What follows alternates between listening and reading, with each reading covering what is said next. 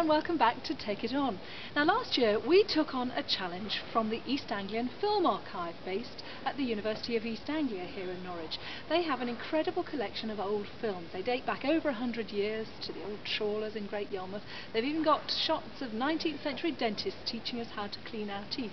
But one thing that they didn't have was any film of Bishop Stortford in Essex.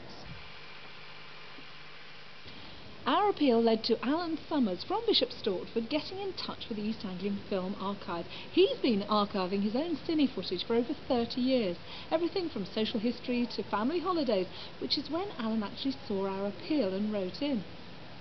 We was on holiday at Gundon Hall, so we put the television on, and it was Anglia down there, and we saw this programme, and I was very interested, and especially when he appealed at the end of it, you know, and asked for footage, particularly in Bishop Stortford, and that's how I contacted them.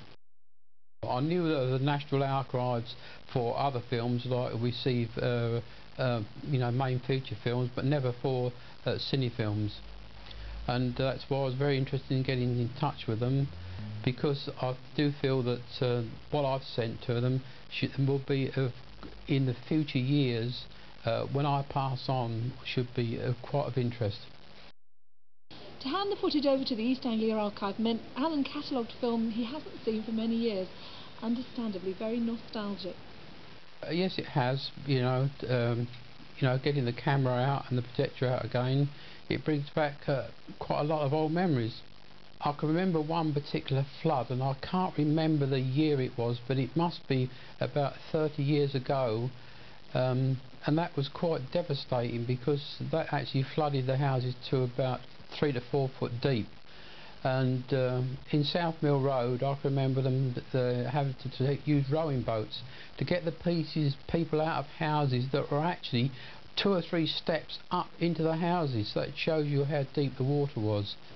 Well, Alan hasn't left his talents purely in Bishop Stortford. He's managed to get about and gather all kinds of footage from his travels around the region.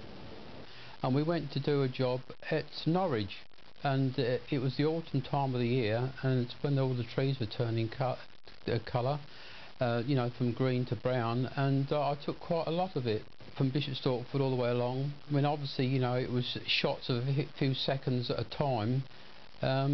That must be quite interesting now, because the road has changed. In places it's now a dual carriageway, and also the vehicles, because I presume that when I shot it there was quite a few vehicles that went by at the time, and of course now 25 or 30 years on, those cars and lorries have gone now.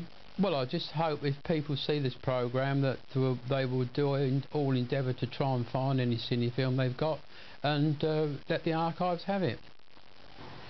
Well, it's wonderful stuff. So, David Cleveland, you're the head of the Film Archive. You must have been really pleased to get that film. Well, I am, because, as you say, we didn't have anything at Bishop Stortford, and it's nice to see such a collection covering so many things, from family movies to things happening in Bishop Stortford, and even trips out to Butlins and things like that. But you cover the whole of the region, don't you? The archive covers 6 counties: Norfolk, Suffolk, Essex, Hertfordshire, Bedfordshire and Cambridgeshire. That's the government region, because we're a public regional film archive, so I'm always looking for film in that region.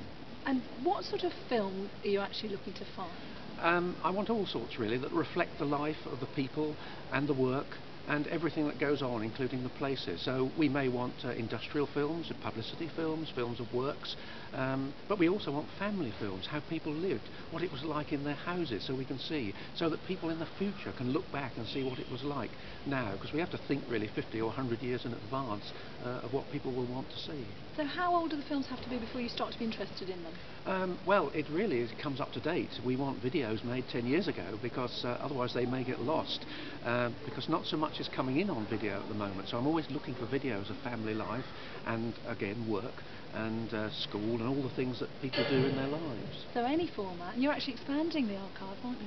The archive is always expanding, collecting material, because we're collecting material now for the future, and so we're always looking for this material, but we're also looking for old material that might get lost or thrown away, because sometimes people think, well, this is 1950s, we don't want this anymore, but that may be wrong. That may be just the sort of thing that needs to be kept. If anyone's got any, it'd be really interesting to hear. Let's hope we can find them for you, David. So that's your challenge. Take it on. Look in the attic. Any old film cans, any old video, do get in touch. If you find them, give us a call, and the number to ring 01473 217 363, and we'll put you in touch with the archive.